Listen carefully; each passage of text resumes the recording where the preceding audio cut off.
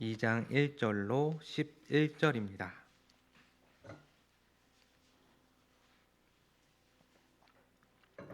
요한복음 2장 1절로 11절, 신약성경 144페이지에 있습니다. 제가 여러분을 위해서 봉독해 드리겠습니다. 사흘째 되던 날 갈릴리 가나에 혼례가 있어 예수의 어머니도 거기 계시고 예수와 그 제자들도 혼례의 청함을 받았더니 포도주가 떨어진지라.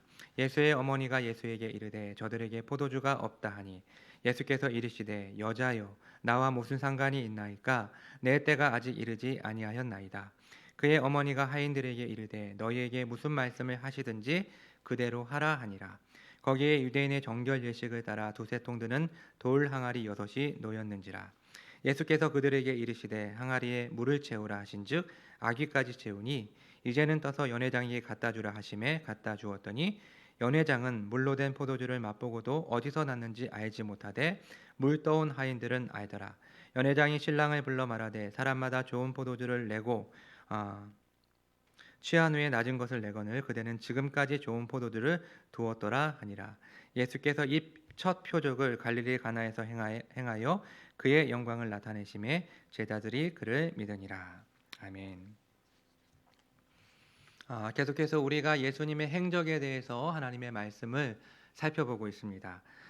시간이 좀 오래되었기 때문에 지난 시간에 우리가 살폈던 말씀의 내용들을 간략하게 한번 정리해 보도록 하겠습니다. 예수님께서는 공생애를 시작하시기 위해서 본가라고 할 수 있는 나사렛을 떠나서 세례 요한이 세례를 주고 있던 요단강 건너 베다니, 베다바라라는 곳에 도착하셨습니다. 그리고 그곳에서 세례 요한에게 세례를 받으셨습니다. 그 다음 예수님께서는 광야로 들어가 40일간 금식하시면서 마귀에게 시험을 받으셨고, 그리고 그 후 예수님은 다시 세례 요한이 머물고 있는 곳으로 돌아오셨습니다. 그리고 요한복음 1장 19절로 2장 11절은 예수님이 광야에서 돌아오신 이후에 이 일주일간의 그러한 내용을 예수님의 행적을 우리에게 보여주고 있습니다. 그래서 우리는 직전 시간에 예수님께서 광야에서 돌아오신 이후에 셋째 날과 넷째 날에 대한 이야기를 함께 살펴보았습니다. 예수님께서는 셋째 날에 세례 요한의 제자였던 안드레와 요한을 만나셨습니다. 그리고 예수님을 만난 안드레는 자기의 형제인 시몬, 베드로를 예수님께로 인도했고, 또 넷째 날이 되어서 예수님께서는 빌립을 부르셨고, 빌립은 그 전날 안드레가 시몬을 예수님께로 인도했던 것처럼 자신의 친구인 나다나엘을 예수님께로 인도했습니다. 자, 이처럼 광야에서 돌아온 셋째 날과 넷째 날에 예수님은 자신의 제자가 되는 5명과 접촉하셨고 그들을 만나셨습니다. 그리고 오늘 본문입니다. 오늘 본문 1절은 이렇게 시작하고 있습니다. 사흘째 되던 날 갈릴리 가나에 혼례가 있어. 사흘째 되던 날, 즉 3일이 흘렀다라는 것이죠. 언제로부터 3일이 흐른 것입니까?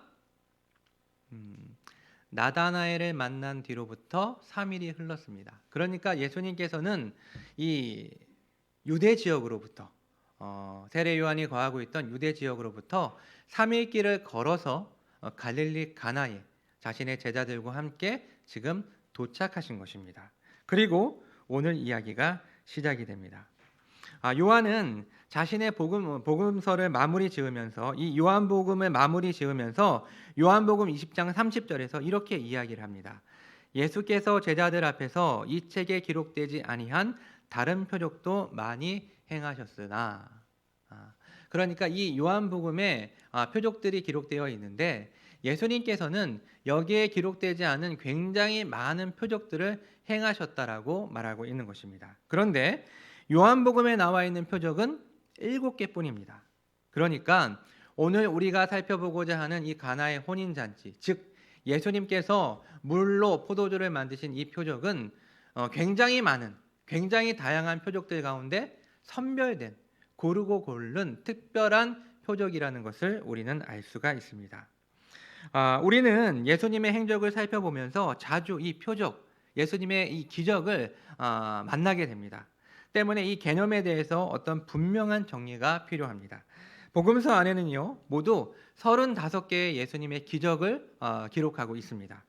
그런데 그 기적을 다루면서 우리가 그 기적을 읽으면서 반드시 생각해야 할 점이 두 가지가 있는데, 첫 번째는 각각의 기적들은 저마다 말하는 메시지가 있다는 것입니다. 적지 않은 사람들이 예수님의 기적을 단지 예수님께서 어떠한 가르침을 베풀기 전에 사람들을 집중시키는 그런 목적으로, 사람들의 집중을 끌기 위한 목적으로 기적을 행하셨다라는 사람들이 있고, 또 어떤 사람들은 기적에 대한 어떤 큰 의미를 부여하지 않고 예수님이 움직이는 곳마다, 예수님이 나타나는 곳마다 그냥 기적이 발생하는 것이다라고 이 기적에 대한 의미를 평가절하하는 사람들이 있습니다. 그러나 각각의 기적들은 저마다 말하고자 하는 특별한 메시지가 있다는 것을 염두에 두고 우리가 예수님의 기적을 만날 때마다 그 메시지 속에서 그 기적에 말하고 있는 바를 우리가 발견해내야 합니다. 두 번째로, 우리가 성경을 읽으면서 기적을 만날 때 이 기적은 구속사적 의미 속에서 그것을 해석해야 한다는 것입니다. 그래서 하나님이 그 기적이 나타나는 어떠한 상황 속에서 왜 그러한 특별한 일을 행하셨는지를 살펴야 한다는 것입니다. 즉, 그 상황 속에서 기적이 우연히 일어난 것이 아니라는 것이죠. 그리고 방금 전에도 언급을 했지만 부수적으로 어떤 가르침에 따른 옵션으로 그 기적이 나타나는 것이 아니라는 것입니다. 우리를 구원하려는 하나님의 큰 계획 속에서 하나님이 초자연적인 현상을 일으키셨다는 점을 염두하면서 그 의미, 그 기적의 의미를 우리가 살펴야 한다는 것입니다. 사실 이 공간 복음서의 기자들과 이 요한이 사용한 이 기적이라는 단어가 사실은 좀 다릅니다. 이걸 상세하게 좀 설명을 할 수 있겠지만, 오늘은 좀 간략하게 요한은 이 기적을 표적, 세메이아라는 단어로 설명을 하고 있습니다. 이 표적이라는 단어는 표시라는 의미를 가지고 있고, 이것을 쉽게 설명하면 간판, 사인 정도로 우리가 설명을 할 수가 있습니다. 그러니까 요한복음에 나타나는 표적들은 그 표적 자체가 굉장히 놀라운 하나님의 능력을 보여주는 놀라운 기적이지만, 궁극적으로 그 표적이 우리에게 보여주고 있는 것은 바로 예수님을 보여주고 예수님이 어떠한 분이신지를 우리에게 나타내주고 있는 표시판의 역할을 하고 있다라는 것입니다. 이러한 표적에 대한 이해 속에서 오늘 요한복음 안에 기록된 가나 혼인잔치에서 벌어진 예수님의 표적을 우리가 한번 살펴보도록 하겠습니다. 이제 본문을 간략하게 좀 살펴보도록 하겠는데요. 1절과 2절을 보면 갈릴리 가나에 혼인잔치가 있었고 예수님과 제자들도 초청을 받아서 그 잔치에 참여를 하게 됩니다. 그런데 문제가 발생을 했습니다. 어떤 문제가 발생을 했습니까? 포도주가 떨어진 것이죠. 사실 이 포도주가 떨어진 것이 문제가 된다는 것이 우리의 상식으로는 잘 이해가 가지 않습니다. 하지만 당시로서는 이것이 굉장히 심각한 일이었습니다. 오늘날의 결혼식은 식 자체에 들어가는 시간이 몇 분 정도가 될까요? 한 30분 정도 식을 올리죠. 그렇죠? 30분 정도 식을 올리고 30분 동안 사진 촬영을 하고 밥을 먹고 헤어지는 것이 오늘날의 결혼식의 그런 풍습입니다. 그러나 당시 결혼식은요, 일주일 동안 진행이 되었고, 그리고 또 참석자 모두가 신랑 신부를 축하하면서 함께 그 시간을 보냈습니다. 따라서 손님을 맞이하는 혼주들은 세심한 계획이 필요했는데, 그 가운데 포도주가 떨어지는 것은 단순한 낭패를 넘어서 환대의 불문율을 깨트리는 행동이었습니다. 이 무슨 말입니까? 고대 근동은요, 굉장히 체면치레가 강한 체면 문화였습니다. 따라서 손님인 내가 제대로 접대를 받지 못하면 그 주인이 나를 무시하는 것으로 간주했기 때문에 이러한 경우에서는 소송을 제기하는 일까지 있었다라고 합니다. 그러니까 굉장히 심각한 문제가 지금 발생된 것입니다. 포도주가 떨어지면서 흥겨운 잔치가 긴장감이 서서히 돌기 시작했을 것입니다. 그때 마리아와 예수님의 대화가 이루어집니다. 3절과 4절인데요. 제가 읽어드리겠습니다. 포도주가 떨어진지라 예수의 어머니가 예수에게 이르되 저들에게 포도주가 없다 하니 예수께서 이르시되 여자여 나와 무슨 상관이 있나이까 내 때가 아직 이르지 아니하였나이다. 마리아가 예수님을 향해 지금 포도주가 떨어졌다라고 이야기를 합니다. 어떤 의도로 예수님께 이야기를 한 것일까요?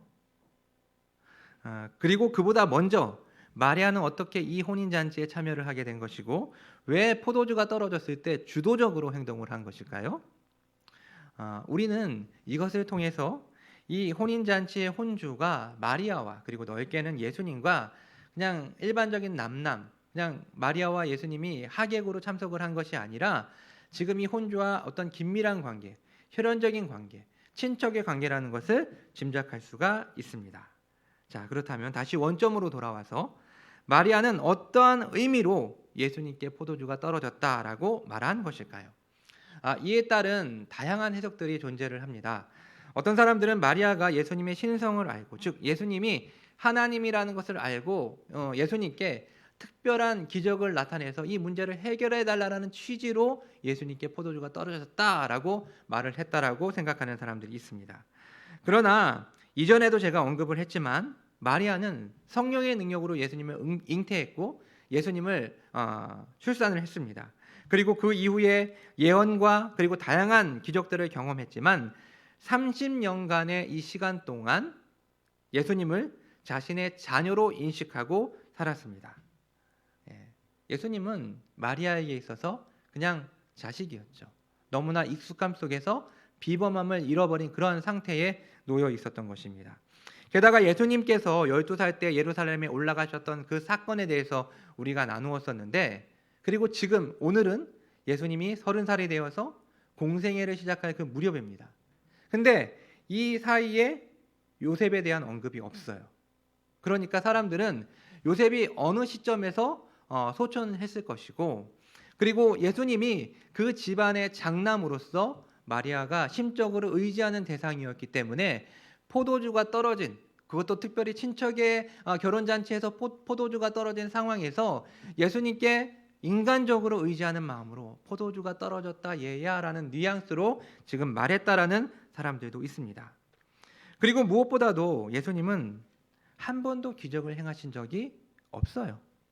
지금 오늘 이 가나의 혼인잔치에서 물로 포도주를 바꾼 이 표적이 예수님이 행하신 첫 번째 표적이었습니다. 때문에 마리아가 예수님께 어떠한 기적을 바랄 수 없었다라는 것입니다. 이해가 가십니까? 하지만 이러한 의견도 사실은 정확하지가 않습니다. 왜냐하면 5절에 보면 마리아는 하인들에게 뭔가를 지시를 해요. 만약 예수님이 너희에게 무슨 말씀, 무슨 요청을 하면 그대로 해라, 즉 순종하라 라는 지시를 내립니다. 그러니까 마리아가 전혀 예수님에 대한 어떠한 믿음 없이 이러한 지시를 했을 리는 만무합니다. 결국 마리아는 정확하게 예수님이 어떠한 분인지 아직까지는 몰랐을 것입니다. 하지만 이 상황에서 예수님께서 어떠한 해결책, 솔루션을 제공할 것이라는 확신 속에서 하인들에게 지시를 한 것입니다. 그리고 이제 예수님이 이 마리아의 요청에 답변을 하십니다. 여자여, 나와 무슨 상관이 있습니까? 내 때가 이르지 않았습니다. 먼저 여기서 여자여라고 말하는 것은 비하의 호칭이 아닙니다. 우리나라에서는 야이 여자야라고 말하면 상당히 상대방을 격하시키고 비하하는 그런 표현일 수 있겠지만, 이 표현은 예수님께서 십자가 위에서 동일하게 마리아를 향해 여자여라고 말씀을 하신 것이고, 그리고 또 사마리아 여인과 막달라 마리아에게도 동일하게 여자여라는 표현을 사용하셨습니다. 그러니까 이 말은 굉장히 정중하고 공손한 공식적인 말입니다. 그렇다면 예수님께서는 왜 어머니라고 하는 어머니라고 말하지 않고 왜 공식적인 호칭으로 마리아에게 말한 것인가요? 예수님의 이와 같은 행동은 분명한 의도가 있었습니다. 예수님은 지금 마리아의 요청에 선을 긋고 있는 것입니다. 마리아는 지난 30년간의 사생애를 통해 예수님이 어떤 특별한 존재라는 것을 희미하게 알고 있었고, 그래서 하인들에게 예수님이 뭔가를 요청하면 순종하라고 말은 했지만 아직 구체적으로 예수님이 어떠한 분인지 알지 못했기 때문에 사실 예수님께 포도주가 떨어졌다라고 말한 이유는 인간적인 기대와 요청이었습니다. 그런데 예수님은 여자여 라는 이 호칭을 통해서 지금까지 마리아가 예수님을 아들로 생각하고 있는 것을 재정의하시면서 이제부터는 나는 오직 아버지의 뜻, 성부의 뜻에만 순종할 것이라는 것을 보여주는 그러한 행동입니다. 결국 나와 무슨 상관이 있습니까? 라는 이 표현은 어머니에게 무례한 말을 하는 것이 아니고 이러한 의미들은 곧바로 연결되는 내 때가 이르지 않았습니다 라는 말과 자연스럽게 연결이 됩니다. 여기서 때, 이 원어로는 호라라고 하는데요. 이 때라는 말은 궁극적으로는 예수님께서 다시 영화롭게 되는 때, 부활하시고 승천하셔서 하나님 보좌 우편에 앉으시고 온 세상의 통치자로서, 온 교회의 통치자로서 다시 앉으시는 그 때를 말하는 것이지만 이 때를 맞이하기 위해서는 반드시 죽음을 거쳐야만 했습니다. 결국 우리는 이와 같은 예수님의 말씀을 통해서 예수님의 이 지상에서의 삶은 골고다 십자가를 향해 곧 자신의 죽음을 향해 나아가는 것임을 알 수가 있습니다. 그래서 예수님은 육신의 어머니의 바램과 요청이 아닌 하늘 아버지의 뜻에 따라 그 다음 행동을 이행하십니다. 어떤 일이 일어났습니까? 그곳에는 유대인의 정결 예식에 따라 두세 통 드는 돌 항아리 6개가 있었습니다. 다양한 책들을 봤는데요. 이 용족에 대한 그런 통일이 없었어요. 어떤 거는 45리터라고 하고 어떤 거는 70리터라고 하는데 대략적으로 돌 항아리 하나에 75리터의 물이 담겼고 전체를 합치면 450리터가 되는 어마어마한 양이었습니다. 그런데 예수님은 이 물을 포도주로 바꾸어 주셨습니다. 그리고 잔치를 주관하는 사람이 신랑을 불러서 마지막까지 좋은 포도주를 보관하고 있었다고 칭찬하며 이 이야기는 끝이 납니다. 사랑하는 성도 여러분, 그 많고 많은 표적 중에서 요한은 왜 이 가나 혼인잔치에서 나타난 표적을 기록한 것일까요? 이 표적이 가지고 있는 개별적인 의미는 과연 무엇일까요? 바로 이 사건은 예수님에게 있어서 작별과 새로운 시작을 의미하는 것이었습니다. 그렇다면 무엇에 대한 작별이었을까요? 그것은 바로 자신의 친구와 자신의 가족, 그리고 무엇보다 과거 자신의 삶에 대한 작별이었습니다. 이제 사생애가 끝나고 공생애가 시작되는 것입니다. 결국 이 혼인잔치는 이전 시대로부터 새로운 시대로 넘어가는 문턱이 되는 것입니다. 그리고 그러한 의미에서 오늘 사건은 예수님에게 있어 매우 중요한 그리고 의미 있는 출발점이라고 할 수 있습니다. 그렇다면 이 표적을 통해서 어떠한 결과가 드러났습니까? 11절을 보면 예수께서 이 첫 표적을 갈릴리 가나에서 행하여 그의 영광을 나타내심에 제자들이 그를 믿으니라. 아멘. 이 표적을 통해서 두 가지가 나타났습니다. 첫 번째는 예수님의 영광이 나타났고 두 번째는 제자들이 그를 믿었다는 것입니다. 구약시대의 영광은 하나님의 현현, 즉 하나님의 임재를 의미했습니다. 물론 우리 인간의 연약한 눈으로는 하나님의 모습을 볼 수가 없죠. 하지만 여기서 말하는 하나님의 현현은 성막이나 성전 안에 가득 들어찬 구름이 가득 찬 것과 같은 우리의 눈으로 볼 수 있는 하나님의 임재를 의미합니다. 그리고 오늘 우리는 예수님이 물로 포도주를 바꾸시는 이 표적을 통해서 예수님의 영광을 봅니다. 얼마나 능력이 많으신 분이신지, 얼마나 전능하신 분이신지를 알 수 있게 되는 것입니다. 우리는 성경을 읽으면서 굉장히 관대하죠. 표적을 표적으로 생각하지 않고 예수님에게 일어난 이 표적들을 당연한 것으로 여기지만 실제로 만약에 여러분 물이 포도주로 바뀌는 기적이 일어났다라고 생각해 보십시오. 굉장히 전능하신 분, 놀라운 분이 나타났다라는 것을 우리는 알 수 있었을 것입니다. 이러한 영광은 예수님의 성육신을 통해 나타났고 이후에 계속되는 표적 가운데 나타날 것입니다. 그리고 무엇보다 예수님의 죽음과 부활 사건에서 확실히 여실히 드러날 것입니다.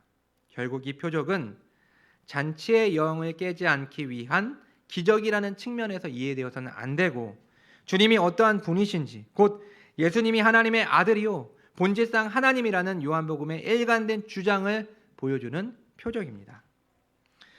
두 번째, 이 표적을 통해서 예수님의 제자들이 예수님을 믿게 되었습니다. 이때까지 제자들은 자신들의 목적을 가지고 예수님을 쫓고 있었습니다. 이들은 예수님을 만나기 이전에 메시아를 기다리고 메시아를 소망하고 있던 열정적인 젊은이들이었습니다. 그래서 자신의 스승의 증언에 따라, 직접적인 예수님의 부름에 따라, 그리고 형제와 친구의 초청에 따라 예수님께 나아왔지만 아직 예수님이 정확하게 어떠한 분인지 알지 못했습니다. 그러나 이 표적을 통해서 그들은 예수님에 대한 믿음이 생겼습니다. 물론 이 믿음이 완성된 믿음은 아니었습니다. 하지만 이들은 예수님과 함께 거하며 믿음이 자랄 것이고, 부활을 목격한 이후에 이들의 믿음은 더욱더 확고해질 것입니다. 재미있는 표현이 있습니다. 히브리어로 물, 샘물은 아인이라고 하는데요. 아인이라는 이 단어는 눈이라는 뜻도 가지고 있습니다. 그래서 이 본문을 해석하면서 워드플레이, 언어 유희를 하는 경우가 있는데요. 그러니까 예수님이 아인을 바꾼 것은 아인을 바꾼 것이다. 즉 예수님이 물을 바꾼 것은 눈을 바꾸신 것이다 라고 설명할 수 있다라는 것입니다. 오늘 우리는 예수님의 이 표적을 통해서 예수님을 볼 수 있어야 합니다. 예수님은 이 표적을 기준으로 본격적인 공생애, 즉 우리를 구원하시기 위한 공식적인 삶을 시작하셨습니다. 물이 바뀐다라는 이 상징은 곧 눈이 바뀌는 것입니다. 눈이 바뀌어야만 믿을 수가 있습니다. 사랑하는 성도 여러분, 예수님을 믿습니까? 소리 낼 수 없죠? 예수님을 우리는 믿습니다. 예수님을 믿는다는 것은 예수님을 보면서 여전히 한눈으로 곁눈질로 세상을 보는 것이 아닙니다. 예수님을 믿는다는 것은 결국 우리의 시각이 바뀌고 우리의 가치관과 우리의 세계관이 바뀌는 것을 의미합니다. 오늘 가나의 혼인잔치를 통해, 그리고 그곳에서 나타난 예수님의 놀라운 표적을 통해서 바라기는 저와 여러분이 인류를 구원하시기 위해 첫 발을 내디디신 예수님을 보기를 원하고, 또 물을 바꾸면서 믿음을 주신 예수님, 물을 바꾸심으로 우리의 눈을 바꾸어 주시는 예수님을 발견하고 그분을 쫓기를 주님의 이름으로 축원합니다. 기도하겠습니다. 하나님 아버지, 너무나도 익숙하고 단순하게 생각해왔던 이 가나의 혼인잔치의 표적이 얼마나 깊은 의미가 있는지를 오늘 말씀을 통해서 배우게 되었습니다. 그 현장에서 예수님의 표적을 보고 믿음이 생겨났던 제자들과 같이 우리도 비록 그 현장에 같이 있지 않았지만 이 말씀을 통해서 그것을 보고 그것을 목격함으로 우리의 눈이 바뀌는, 우리의 시각과 우리의 가치관과 우리의 세계관이 바뀌는, 그래서 우리에게 믿음이 생겨나는 역사가 일어나기를 간절히 소망합니다. 주님, 우리를 바꾸어 주시고 우리를 새롭게 변화시켜 주시옵소서. 이 모든 말씀 살아계신 예수 그리스도의 이름으로 기도합니다. 아멘.